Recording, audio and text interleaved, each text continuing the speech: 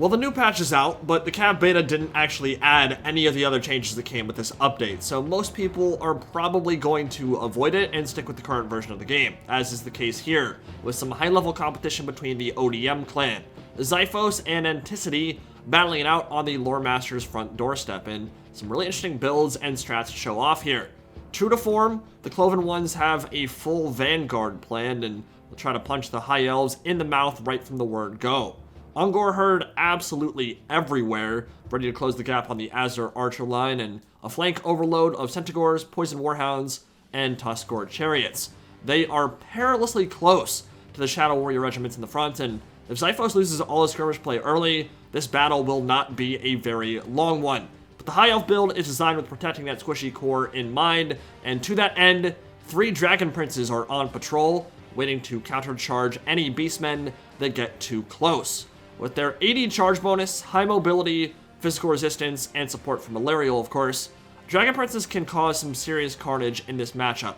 They have tons of killing power and tons of cycle charge potential. They can be healed by Earthblood and the Star of Avalorn, given Foz protection for extra armor and melee defense, and Banishment can punish blobs if the Beastmen overcommit.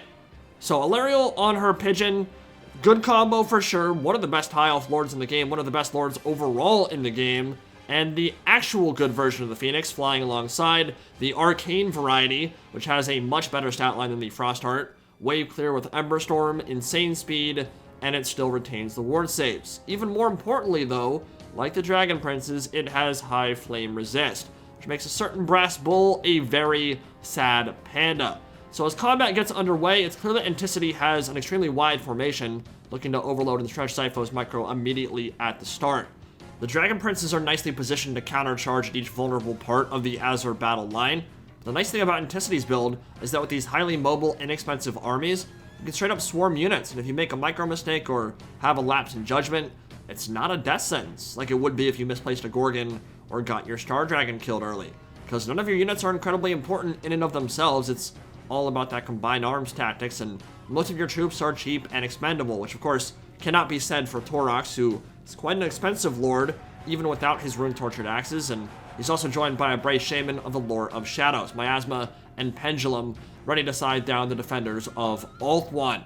Dragon Princes are getting in there. Obviously, the Beastmen are all about getting in your face, that early mobile aggression, ready to run over your archers, ready to take that skirmish play off the field.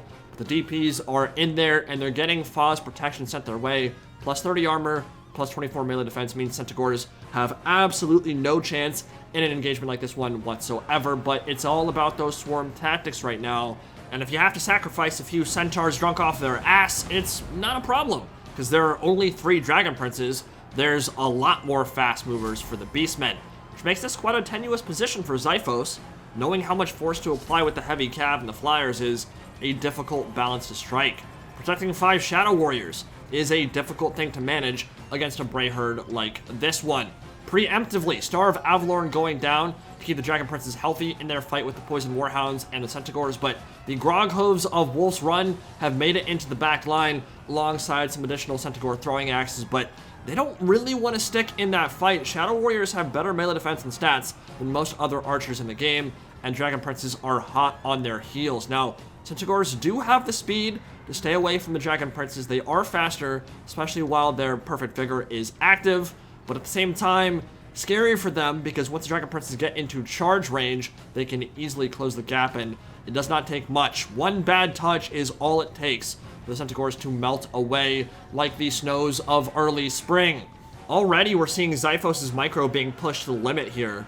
Couple lapses where Cav was sitting around for a couple moments untended, but that's unsurprising given how much pressure he's been put under, and frankly, it's kind of a miracle that his archer line is almost fully intact after all this.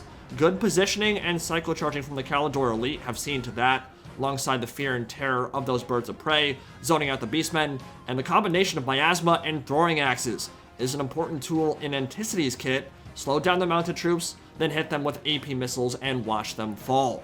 The Beastmen themselves are unarmored, and that means Shadow Warrior volleys can prove particularly devastating, so gotta be careful when you're in range and in their zone of control.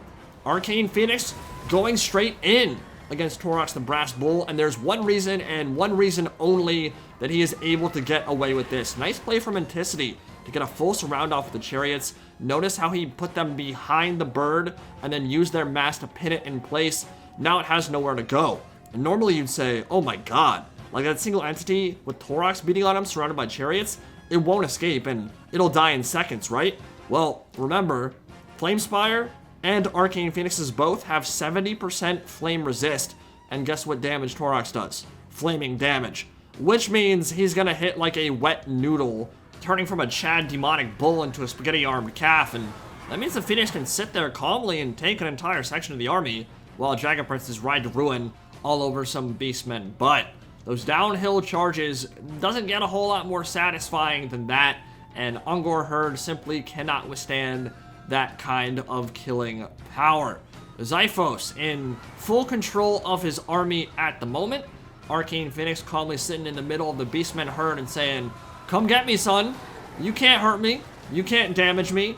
Meanwhile, Dragon Princes have plenty of time to continue their cycle charging. And this battle will be moving into the forest now, where the Beastmen might like to take the fight. The Dragon Princes do not have Woodsmen. They do not have any of the traits that allow them to perform better in the forest. And meanwhile, as the blob forms around the Arcane Phoenix, Alariel hitting it with the Banishment and getting a little bit lucky with that Vortex. It's circling back towards the infantry and killing off a decent section of those archers.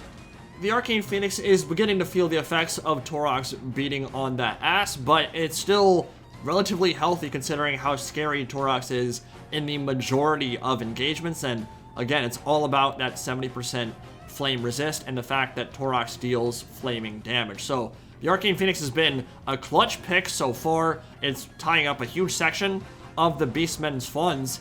And as this battle moves into the trees, I think this will probably favor Enticity and the Cloven ones. I mean, think about it. The Beastmen have traits that allow them to fight in forest without penalty. The High Elves do not. Not to mention all their monsters and cav take debuffs in the woods, and Shadow Warriors can't skirmish as effectively because many of their arrows will be blocked by trees once they've flown a certain distance.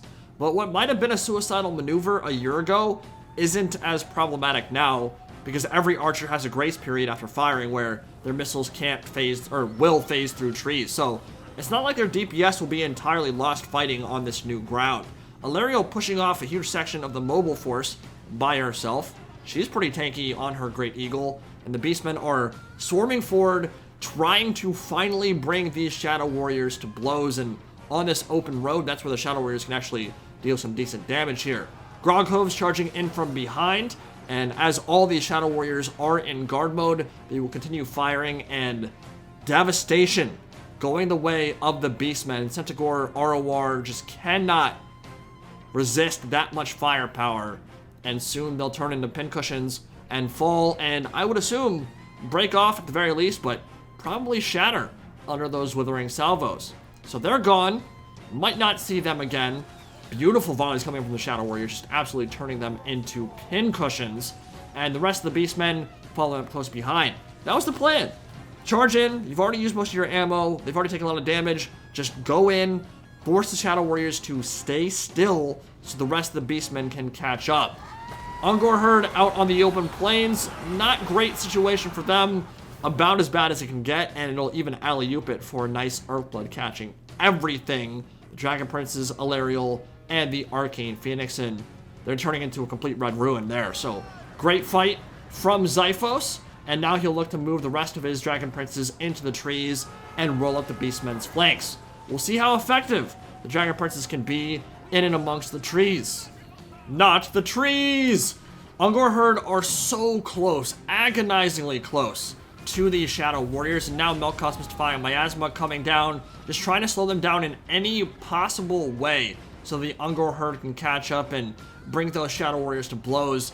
But here comes the Arcane Phoenix, and here comes Alariel on her Great Eagle, and Dragon Prince is circling in from behind, and there's not a lot of leadership here, even less so when the Ember Storm falls.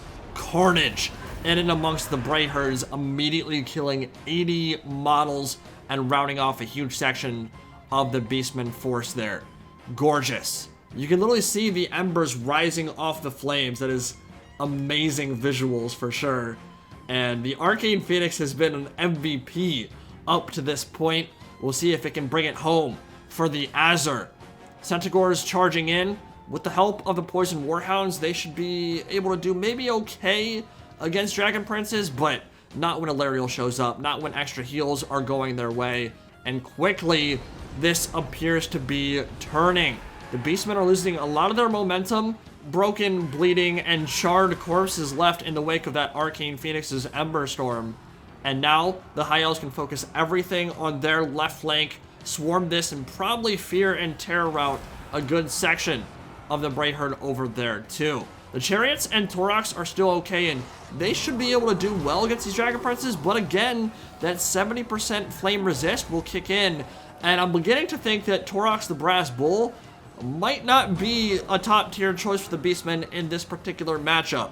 There are a lot of units on the High Elf roster that have flame resist, and relying on Taurox to deal damage against Phoenixes and Dragon Princes is a sure recipe for disaster, because right now he has no tools that can deal with the Phoenix, no tools that can deal with the Dragon Princes and that much HP they have remaining.